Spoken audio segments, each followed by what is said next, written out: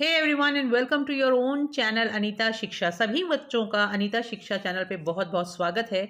और आज हम पढ़ने वाले हैं आपकी 10th क्लास की supplementary book footprints without feet का चैप्टर नंबर 3, जिसका नाम है द मिडनाइट विजिटर यानी मध्य रात्रि का अतिथि।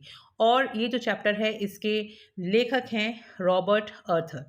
तो इस चैप्टर में हम पढ़ने वाले हैं कि किस तरह से जो क्वेश्चन आंसर्स हैं वो एग्जाम में आ सकते हैं, और अब हम उन क्वेश्चन आंसर्स को करेंगे। चैप्टर ऑलरेडी मैं पढ़ा चुकी हूँ मेरे चैनल पे।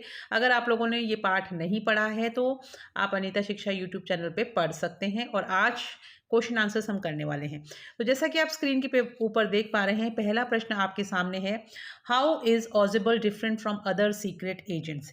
यानी कि ऑजिबल जो है वो बाकी के जो दूसरे जासूस थे उनसे अलग किस प्रकार से था।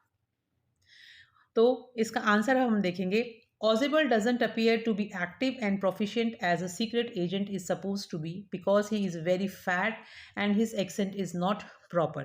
यानी कि Ozible वैसा फुर्तीला और कुशल प्रतीत नहीं होता था जैसा कि एक जासूस को होना चाहिए, क्योंकि वह बहुत मोटा और उसका लहजा भी थोड़ा ठीक नहीं था। Though he speaks French and German passably, but he has never altogether lost American accent he has brought to Paris from Boston 20 years ago। और 20 वर्षों पहले जो अमेरिकन लहजा वह बोस्टन से पेरिस लाया था वह उसने एकदम से नहीं खोया था।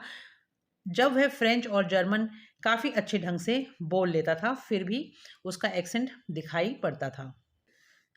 Who is Fowler and what is the first authentic thrill of the day. यानी कि फाउलर कौन है और उसका दिन का पहला असली रोमांच क्या है। तो आंसर देखेंगे अब हम इसका।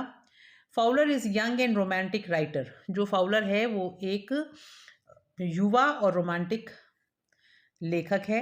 His first authentic thrill of the day is the sudden appearance of the other secret agent Max with a small automatic pistol in his hand in Ausable's room. और ऑजिबल के कमरे में दूसरे जासूस मैक्स की हाथ में एक छोटी अपने आप स्वचालित जो पिस्टल होती है उसके साथ में अचानक से उसकी जो मौजूदगी है उसके दिन का पहला असली रोमांच है। जब फॉलर ऑजिबल के साथ उसके कमरे में जाता है तो वहाँ पहले से ही एक और दूसरा सीक्रेट एजेंट जिसका नाम मैक्स है वो खड़ा हुआ होता है और उसके हाथ में ऑटोमेटिक पिस्टल होती है।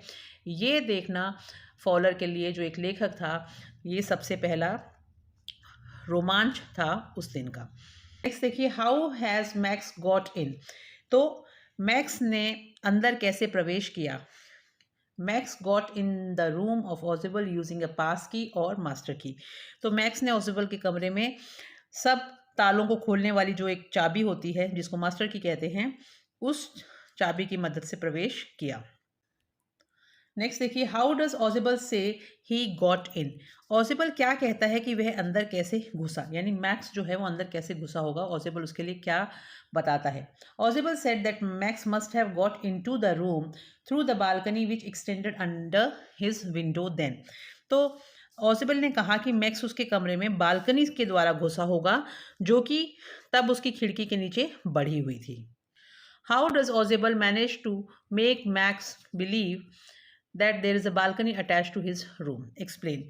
यानी कि ऑजिबल मैक्स को किस प्रकार आश्वस्त करता है कि एक बालकनी उसके कमरे से जुड़ी हुई थी। इस चीज़ को आप समझाइए।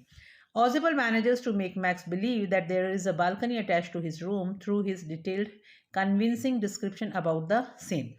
तो ऑजिबल मैक्स को अपने विस्तृत विश्वसनीय वर्णन के द्वारा यह आश्वस्त करने में कामयाब हो जाता है कि उसके कमरे से जुड़ी हुई एक बालकनी है। He spins a tale around the balcony. Moreover, his attitude towards the manager for paying no attention to his complaint and his statement. अब वो ये कैसे करता है, वह बालकनी के इर्द गिर्द एक कहानी बुनता है। इसके अलावा उसकी शिकायत पर ध्यान नहीं देने के लिए मैनेजर के प्रति उसका जो गुस्सैल रुख है वो भी व्यक्त करता है। This is the second time in the month that somebody has got into my room through that nuisance of a balcony. All these make his story of balcony look convincing and true। फिर उसके बाद में वो साथ में ये भी कहता है कि दूसरी बार मेरे को ये परेशानी पैदा हो रही है कि बालकनी से होकर कोई मेरे कमरे में घुस आया है, और ये सब बालकनी की उसकी कहानी को विश्वसनीय और सच्चा बनाती है। बच्चों, आई होप आपको ये पांचों क्वेश्चन समझ में आ गए होंगे। इंपॉर्टेंट हैं, आप इनको पढ़ लीजिएगा। ऑलमोस्ट सारे चैप्टर को ये कवर कर रहे हैं, तो छोटे मोटे जो भी क्वेश्चन आएंगे आप आंसर कर पाएंगे। नेक्स्ट वीडियो में मैं आपके साथ में फिर से आऊँगी जिसमें मैं लेके आऊँगी इसी चैप्टर के 15 multiple choice questions. So don't forget to watch that also. और अगर वीडियो अच्छा लगा हो, आपके लिए हेल्पफुल हो, तो प्लीज़ जाने से पहले लाइक, सब्सक्राइब और शेयर करना बिल्कुल मत भूलिएगा। अपने ज़्यादा से ज़्यादा फ्रेंड्स के साथ शेयर करिए ताकि वो लोग भी इस चैनल का फ़ायदा उठा सकें और आने वाले टाइम में लाइव क्लासेस भी अटेंड कर सकें। Thank you and have a nice day.